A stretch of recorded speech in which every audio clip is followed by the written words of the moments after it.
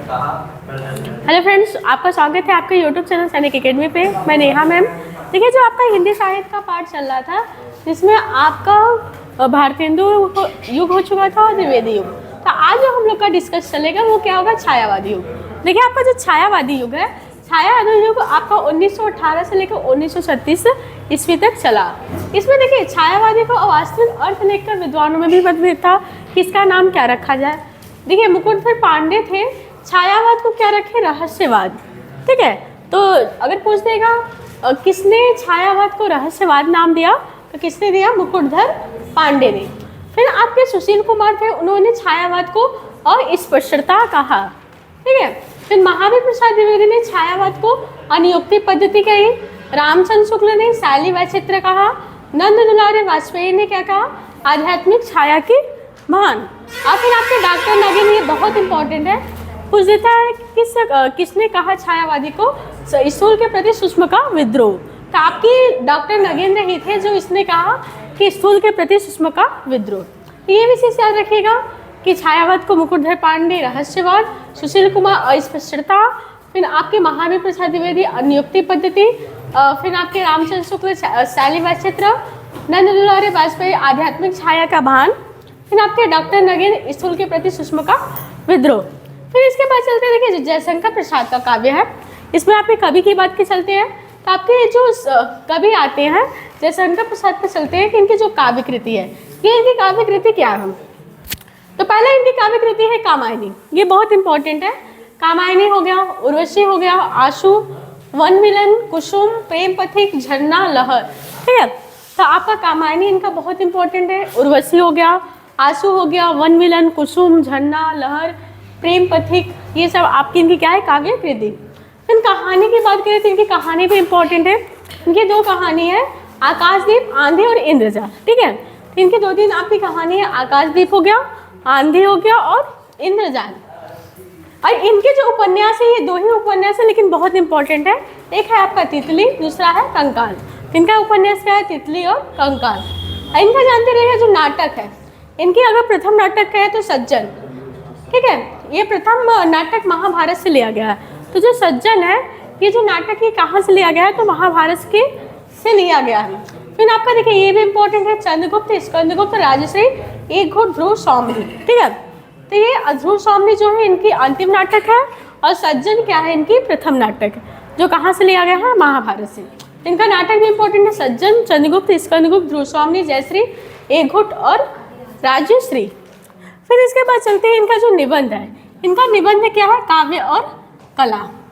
फिर इसके बाद आते हैं सुमित्रानंदन पंत पे। तो सुमित्रानंदन पंत है, इनके काव्य की बात करते हैं। इनके काव्य क्या है, चिदम्बरा। फिर आपका क्या है, रश्मि, बंधन, पतझड़, वीणा, वाणी, पल्लव, ग्रंथ, गुंजन, युगपत, कला, बूढ़ा चांद। फिर आपका क्या, उच्छ्वास, लोकायतन। ठीक है, ये लोकायतन इनका महाकाव्य है।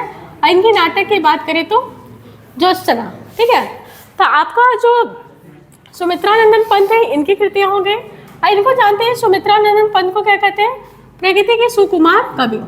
और आपको पता है कि इनके जो कृति है चिदम्बरा, चिदम्बरा पे इनको कौन सा पुरस्कार मिला था, ज्ञानपीठ पुरस्कार। तो जानते रहेगा, पहले व्यक्ति हैं जिन्होंने हिंदी में ज्ञानपीठ पुरस्कार प्राप्त किया, वो कौन है, सुमित्रानंदन पंत। और क्या किस पे मिला, चिदम्बरा पे। कौन सा पुरस्कार, ज्ञानपीठ पुरस्कार। फिर उसके बाद देखते हैं सूर्यकांत त्रिपाठी निराला। सूर्यकांत त्रिपाठी निराला की इनकी काव्य देख लेते हैं। आपका क्या है, अनामिका हो गया, परिमल हो गया, गीतिका हो गया, तुलसीदास बहुत इंपॉर्टेंट है, जूही की कली। जूही की कली में इन्होंने मुक्त छंद के प्रयोग किए हैं। फिर आपका कुकुरमुत्ता बेला, फिर आपके नए नए पत्ते। तो देखिए, जो सूर्यकांत त्रिपाठी निराला है, इनको मुक्त छंद के प्रयोगकर्ता माने जाते हैं। इन्होंने मुक्त छंद का सर्वप्रथम प्रयोग कब किया, किसमें किया, तो आपका जूही की कली है। ठीक है, फिर आपका देखिए उपन्यास जो इनका है, अप्सरा है, अलका है और निरुपमा। इनके तीनों उपन्यास है, अप्सरा, अलका और निरुपमा। फिर आपके ये कहानी की बात करें तो लीली है, सुखी है और समालोचना, इन्होंने किसकी समालोचना की, तो रविंद्र की कविता। तो आपका देखिए, जो सूर्यकांत त्रिपाठी निराला है, इनकी कृतियाँ आपकी अनामिका, परमल, गीतिका, तुलसीदास, जूही की कली और कुकुरमुत्ता बेला, नए नए पत्ते। फिर आपका उपन्यास हो गया अप्सरा, अलका, निरुपमा। और फिर कहानी होगी लीली, सुखी और समालोचना। समालोचना इनकी क्या है, रविंद्र की कविता। फिर बात करते हैं सुभद्रा कुमारी चौहान की। इनके जो काव्य है ये इंपॉर्टेंट है, क्या है, मुकुल त्रिधारा। फिर आपका एक आपकी जानते हैं फेमस है, खूब लड़ी मर्दानी वो तो झांसी वाली रानी थी। तो ये भी इनका बहुत फेमस है, ये बहुत पूछ देता है कि खूब ये जो झांसी की रानी की कविता है किसने लिखा, तो किसने लिखा, सुभद्रा कुमारी चौहान। फिर आपका इन्होंने लिखा वीरों का कैसा बसंत। और फिर इनकी जो कहानी है ये क्या है, विक्रय मोती है, उन्मीदनी है और सीधे साधे चित्र है। तो आपका जो सुभद्रा कुमारी चौहान है इनकी क्या है, मुकुल त्रिधारा। फिर आपके खूब लड़ी मर्दानी वो झांसी वाली रानी थी, वीरों का कैसा बसंत। फिर आपकी कहानी की बात करें तो विक्रय मोती, उन्मदनी और सीधे साधे चित्र। तो आपका देखिए जो आपके हो गया आपके जयशंकर प्रसाद, सुमित्रानंद पंत, फिर आपके सूर्यकांत त्रिपाठी निराला, सुभद्रा कुमारी चौहान। फिर इसके बाद चलते हैं और आपके कवि है। देखिए इसके आगे आपका जो महादेवी वर्मा है, महादेवी वर्मा को जानते हैं, इनको क्या कहते हैं, आधुनिक युग की मीरा। तो आधुनिक युग की मीरा कहे तो किसे कहते हैं, महादेवी वर्मा को। तो इनको कहते हैं आधुनिक युग की मीरा। और फिर आपका देखिए इनके जो काव्य है, काव्य इनका क्या है, निहार है, रश्मि है, निर्जा है, दीपशिखा, यामा और हिमालय। यामा पे ही इनको ज्ञानपीठ पुरस्कार मिला था। ये जानती रहेगा, अगर पूछेगा पहली महिला कौन थी जिनको ज्ञानपीठ पुरस्कार मिला, तो कौन थी, महादेवी वर्मा। किससे मिला, यामा पे। कब मिला, 1982 में। ठीक है। फिर आपके यहाँ है निबंध। निबंध में आपके इनके अतीत के चलचित्र, स्मृति की रेखाएं, और फिर आपके अबला और सबला और छड़दा। तो आपके इनके निबंध जो है अतीत के चलचित्र, स्मृति की रेखाएं, अबला और सबला और छड़दा। फिर आपके संस्मरण या रेखा चित्र की बात करें तो पद के साथी, मेरा परिवार, इनका क्या है, स्मरण और रेखा चित्र। फिर आपके इनका संपादन की बात करें तो आधुनिक कवि और चांद पत्रिका, इन्होंने पत्रिकाएं लिखी।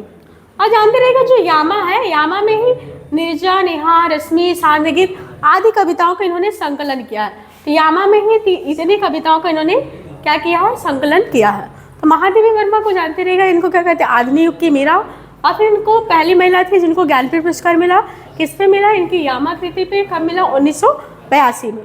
फिर आपका इनका काव्य कृति याद रखिएगा, निबंध, स्मरण और रेखा चित्र और आपके संपादन। फिर बात करते हैं आपका जो राम कुमार वर्मा है डॉक्टर। तो इनकी जानते रहेगा एकांकी के लिए फेमस है। इनके एकांकी है रेशमी टाइप, दीपदान, इंद्रधनुष, जूही के फूल, कौमुदी महोत्सव, औरंगजेब की आखिरी रात और 10 मिनट। तो इनका एकांकी आपका जानते हैं, पढ़े ही होंगे। दीपदान है, रेशमी टाई है, जूही के फूल है, इंद्रधनुष, कौमुदी महोत्सव, औरंगजेब की आखिरी रात और 10 मिनट।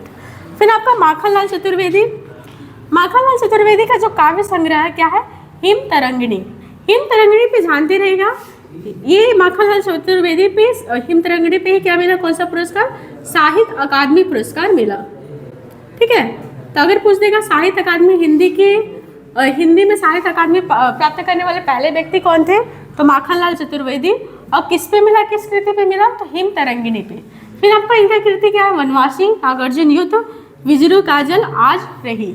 फिर आपका निबंध की बात करें तो अमीर इरादे, गरीब इरादे, रंगों की बेओली और साहित्य देवता।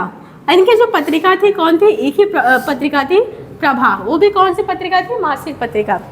इनकी एक कविता है, बहुत फेमस कविता है, पुष्प की अभिलाषा। तो इनका आपका जानते रहेगा फेमस कविता कौन सा है, पुष्प की अभिलाषा। और इनकी कृति में आपकी हिम तरंगिणी, वनवासी, नागार्जुन, विजरी काजल, आज रही। निबंध आपका क्या है, अमीर इरादे, गरीब इरादे, रंगों की बोली और साहित्य देवता। तो आपका देखिए जो छायावादी युग के प्रमुख कवि थे, आपके कवि हो गए, जिसमें से आपका बहुत इंपॉर्टेंट था और यहाँ से आपका क्वेश्चन बनता ही है। तो आप लोग इसको अच्छे से देख लीजिएगा और वीडियो को लाइक करिएगा, शेयर करिएगा, सब्सक्राइब करिएगा।